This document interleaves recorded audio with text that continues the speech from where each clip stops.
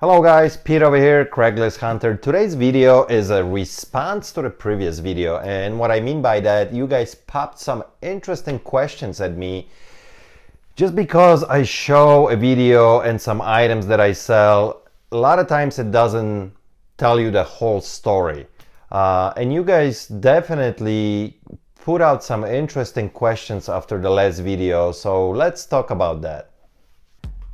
Eric asks, hi, thanks for posting videos like this one. Do you have a historical ROI percentage or ROI percentage goal when you list your items? Do you always have this kind of great return on investment like on the 17 items, like 300% or more? Or are you just showing us your best deals? I usually aim for at least 35% ROI. I find it's very hard to buy on Craigslist and have more than 100% ROI on reselling. Great work.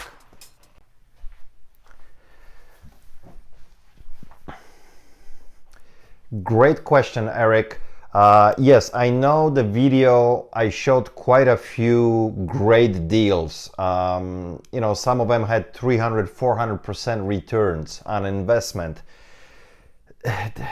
It's nice and dandy when that happens. We all love that, buying for $1, selling for $100, but it always doesn't happen that way. On average, across the board, my return after everything is done, I'm aiming between 100 to about 150% profit. So let me give you an example. Let's say I bought something for $30 and I'm gonna be trying to sell this particular item, let's say for $120. It sells. Now I have, of course, eBay fees, PayPal fees, sometimes shipping, although most of the time I make people pay for shipping. And then I have different costs involved. Employee who's doing all the work for me, posting the item on eBay, acquisition of the item, me going out and getting the item. So there's a lot of overhead.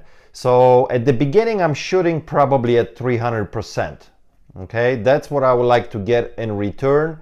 But in reality, after everything is said and done, the return on investment, I'm hoping for about 150%. And it's been steady like that for me.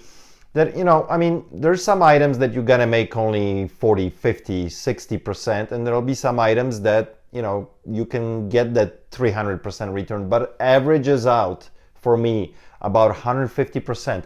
And that's where I like to be. For me to be successful, to constantly make decent profit, if I can keep it at that rate, it's fantastic return. You can't beat that. I can't imagine selling any. Now, I'm sorry, we're talking most of the time on used merchandise. With new merchandise, totally different ball game. You will never get that high of return on your investment. There's just no possible way. But as reseller, I deal probably with about 75 to 80% of stuff that it's used. So my final outcome, I like to have it at 150%, which is pretty profitable, and you can definitely make a great business if you stay at that rate. I hope that answers your question. Eric asks, different Eric though. Question about shipping. How do you find the most affordable prices for shipping heavier items using USPS? Shipping prices discourage me from drifting because it takes away from potential profit. So this is another great question from another Eric. What a coincidence, 2 Erics in a row, about shipping costs. Little bit of game playing here. Doing the free shipping or charging for shipping. I would say 90% of the time I will charge for shipping. I won't hesitate. There's no problems, no issue with whatsoever. The only time that I will do free shipping on items that have extremely heavy competition rate. And what I mean by that, let's say for example I'm selling a small iPod, okay? When you log in and you look on eBay how many iPods are available for sale, huge numbers. The competition is fierce. So on an item like that, you probably should have a free shipping. And what it does for you, it raises your listing to the top, okay? And it helps you be more visible, because a lot of people, when there's a ton of items like that, will click that option that they want only items with free shipping. Not a problem whatsoever. I mean, tiny items like that, you can easily incorporate it to your price. So for example, if you're asking 50 bucks on that iPad, ask 55. You know that little thing, it's gonna go into small padded envelope or small flat rate box that you're gonna be able to send for $5-6.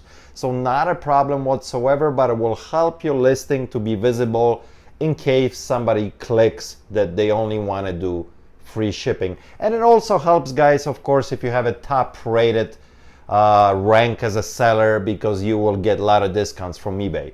But when it comes to those unusual items that you don't have a lot of competition, heavy, bulky items, not a problem whatsoever, Eric. I mean, you can, just to be safe, let's say I'm in the Midwest, Chicagoland area. If I'm sending something to Texas or California or Florida, these are pretty big distances from me.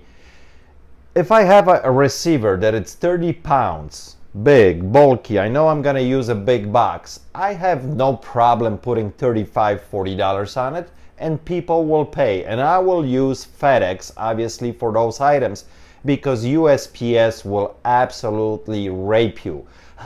And the way USPS works for those bigger items, they actually use either UPS or FedEx as their carrier for the packages, so they gotta make money. So for the same package that I can send for $35 with FedEx, USPS will probably charge me 50 bucks, if not even more, depending on the weight, you know, and the size of the box. So FedEx is definitely the way to go for me. I don't hesitate whatsoever. People don't have problems paying for the shipping.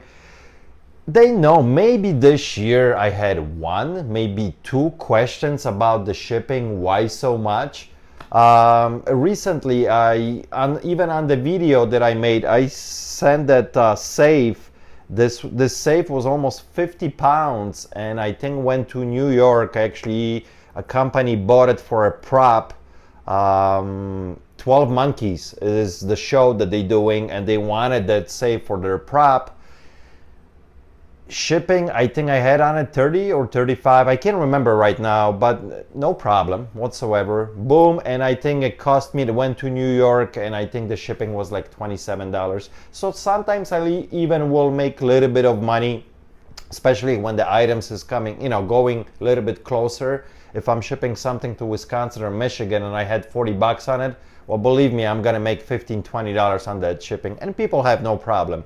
Don't let anybody tell you you have to list stuff with free shipping. People are paying for shipping, not an issue whatsoever. I hope that answers your question.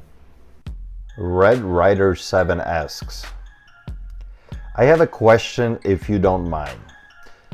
If you list an item on eBay that is worth, say, $200 from your research, do you usually put a reserve or higher starting price than zero on the item? Or do you just take a chance and list it at $0 as a pure auction and take your chance? This is another great question, guys. You know, when it comes to auctions, and that's what I'm hoping that he's talking about, is strictly auctions. It's all about knowing your product. And do I take risks? Sometimes, but very rarely. They're pretty educated risks if I'm taking any. And what I mean by that, I either sold the item before, I know quite a bit of stuff about the item, I know what can potentially bring, and is there a lot of competition on it. Now, if I don't know enough about the item, of course, the research is the key. Do the previous stuff, see how it's sold on auction versus buy it now. But if you don't have idea what this item will do, this is how I do it, okay? First, I will always list buy it now with the higher price. So for example, if the item on average across the board is selling right around $100 and the competition is kind of mediocre, I will list this particular item a little bit higher and buy it now, let's say at $120, and I will look at the history for a week, what's happening, how many views, do I have any questions on an item, and potentially maybe I will get a bite and it will sell, which is always great and wonderful. Now what happens after a week? I get that data. Let's say I had 122 views on it in that 1 week and I had about 4 watchers. What does that tell me? That tells me that there's a lot of interest in the item, okay? But nobody's willing to pay that higher price. So it gives me enough information for me to be comfortable listing that on auction the following week, starting at $1, because I know I had a lot of people interested in that item. I had watchers. So I'll put it out there at $1, 99% of the time with appropriate shipping cost on it, and I just let it rip. Now, all this data gives me enough confidence to list it at the dollar, create that buzz. You guys can check out my video that I made about a half a year ago about auctions, how I create buzz. Because most of my auctions, when they end, you can see how many bids I had on it, how much buzz I created. Remember, if you list something on auction that you want to get about $100 out of it, and if you start the auction, let's say at $79.99, you're not going to create that buzz. But if you want to get $100 out of that item and you're going to start that item at $1, you know how many people are going to jump on it? And the more people are jumping on it and the bidding is happening, your item visibility goes way to the top. In the search rank, the item is absolutely lifted to the top because eBay recognizes there is a lot of interest on that item. So it raises to the top, gives you more visibility, more people start bidding on it, and you should have no problem achieving that $100 range. And sometimes you'll be surprised you're gonna go way higher. So 99% of the time, that's how I will do a research on an item that I don't know anything about it. The data after a week or maybe sometimes 2 weeks will tell me enough to take my next step. If I'm going with auction, am I staying at buy it now? Because for example, let's say that item had only a little bit of interest, no watchers, only 20 views after a week or so. That tells me there's no interest on it. I can't put this item on auction because it will be absolute disaster. Nobody's interested in this. So I will just lower the price gradually, week by week, to appropriate price that I want to get out of the item and just let it marinate that till it sells. So I hope that answers your question. Little Grass Shack asks, about how many items do you typically list every day?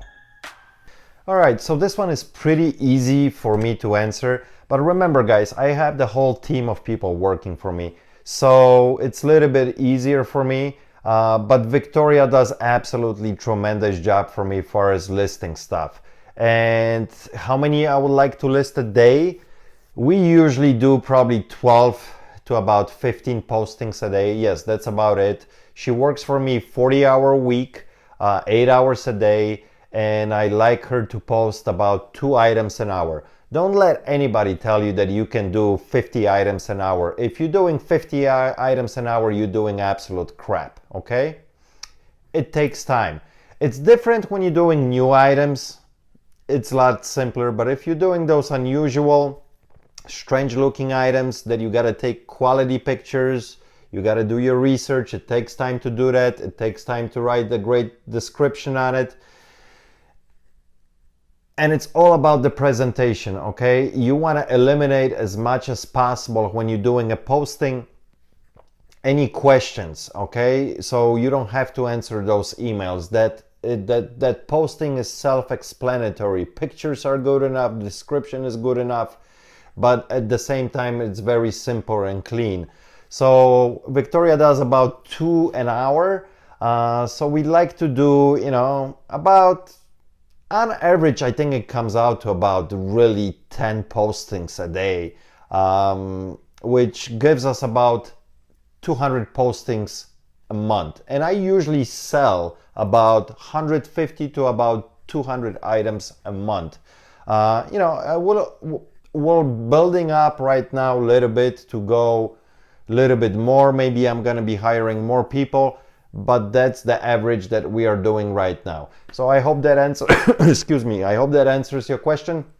And guys, I really appreciate those questions. It kind of gives me the opportunity to engage with you a little bit and share the information, how I do things. So if you like the video, thumbs up please.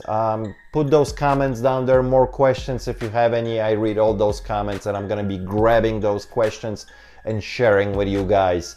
If you haven't subscribed to my channel, please do. And till next time, peace out.